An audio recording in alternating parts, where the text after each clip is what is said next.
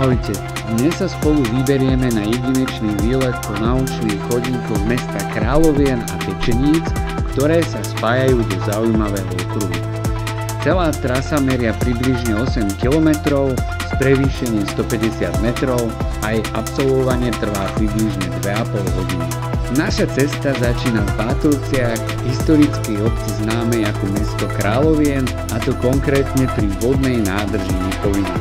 Ďalej budeme pokračovať cez oblasť Lochy, kde sa nachádzajú tradičné vinohradnícke domčeky známe ako hajlochy, pripomínajúce bohatú vinohradnícku tradíciu regiónu.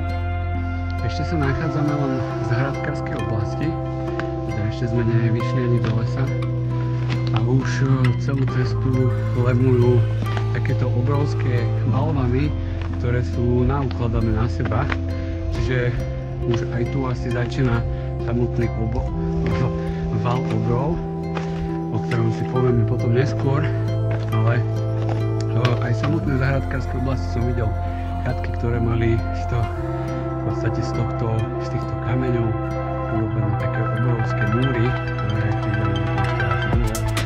Takže je to zaujímavé.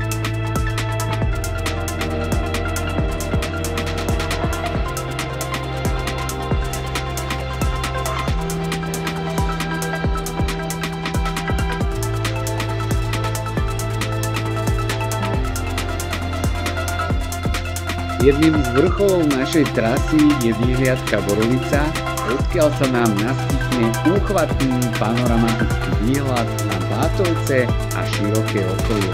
Nachádza sa tu tiež prístrešok s posedením a ohniskom, čo umožňuje dokonalú opekačku alebo grilovať. Z výhľadu sa presunieme k spečenému valu, známemu aj ako val obrov. Ide o monumentálnu stavbu, ktorá sa tiahne v slovenskom severo-južnom smere. Val je široký 12 až 15 metrov a vysoký 2,5 až 3 metre. Jeho pôvod je zahalený tajomstvom, no predpokladá sa, že ho v 4. až 6. storočí postavili Rímania ako obranný systém proti nájazdom kmeňov. Pozostatky tohto valu sú dodnes viditeľné v dĺžke približne 80 km, pričom najzachovalejšie časti sa nachádzajú práve v Pečeniciach. Val mal byť údajne súčasťou systému Sarmatský Rimes, nazývaný aj ako Sarmatský val, ktorý sa tiahne naprieč Maďarskom až do Rumunska.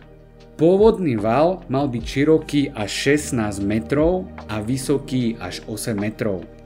Pozostával z násypu hliny, veľkých kameňov a drevenej palisády. Niektorí historici sa domnievajú, že val mohla postaviť aj Veľkomoravská ríša ako obranu pred nomádskými kmeňmi, teda avarmi.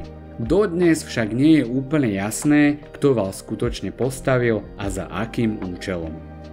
Trasa ďalej pokračuje popri rieke Jabloňovka, ktorá je obľúbená vďaka svojim prírodným kaskádam. Táto malá riečka vytvára čarovné zákutia a pokojné prostredie, ideálne na krátky oddych.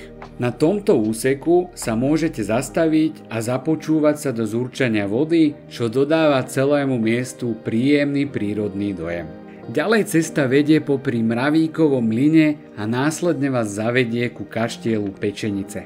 Tento majestátny kaštieľ je významnou pamiatkou obce a stojí za chvíľku pozornosti.